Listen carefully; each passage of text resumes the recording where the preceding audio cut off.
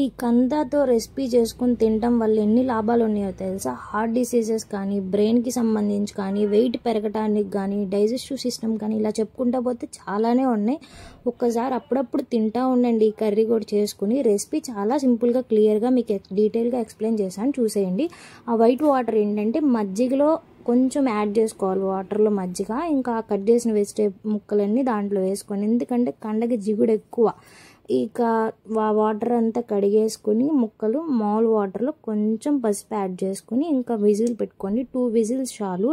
ఎక్కువ పెట్టుకుంటే ముక్క అనేది మెత్తగా ఉడికిపోయింది. దాని తర్వాత దీంట్లో కావాల్సింది చింతపండు పులుసు. ఒక ముందే నానపెట్టుకుని 2 అవర్స్ ముందు. ఇంకా యాస్టీస్గా తాలింపు వేసుకోవటమే. ఈ తాలింపులో కొంచెం మెంతులు యాడ్ చేసుకోవడం వల్ల పులుసుకి ఎప్పుడైనా మెంతులు యాడ్ చేయడం వల్ల టేస్ట్ ఎన్హాన్స్ అవుతుందండి. ఇంకా కొంచెం ఇంగువ, దాని తర్వాత ఉల్లిపాయ, పచ్చిమిర్చి, కరివేపాకు ఇవన్నీ యాడ్ ఇలా మగ్గుతూ ఉండగానే కొంచెం పసుపు కూడా యాడ్ చేసుకోవాలండి. ఈ లోపలే మనం పక్కన కుక్కర్లో పెట్టిన ముక్కలు ఉంటాయి కదా, దాంట్లో వాటర్ అంతా వంపేసుకుని ఇంక ఇందులో యాడ్ చేసుకోండి. ఎక్కువ తిప్పితే ఏమవుతుందంటే కంద అనే ముక్క చాలా మెత్తగా ఉంటుంది, తొందరగా ఉడికిపోతుంది. ఇంకా మనం తిప్పడం వల్ల అడుగింటికి పోతుంది. ఇక దీంట్లో మనం నానబెట్టుకున్న చింతపండు పులుసు కూడా యాడ్ చేసుకుని తగినంత సాల్ట్, దాని తర్వాత కారము. మేమైతే ఇందులో ముఖ్యమైనది ఏంటంటే బెల్లం యాడ్ చేసుకుంటాం.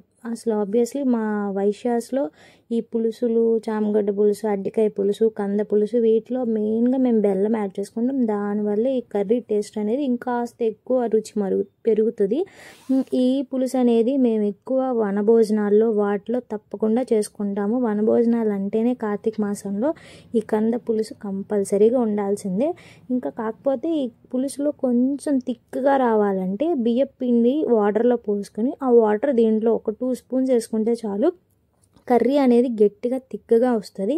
ఒకసారి మీరు కూడా ట్రై చేసి ఎలా వచ్చిందో కమెంట్ చేయండి. నా వ్లాగ్స్ కనుక మీకు నచ్చినట్టయితే సబ్స్క్రైబ్ చేసుకోండి. Thank you for watching.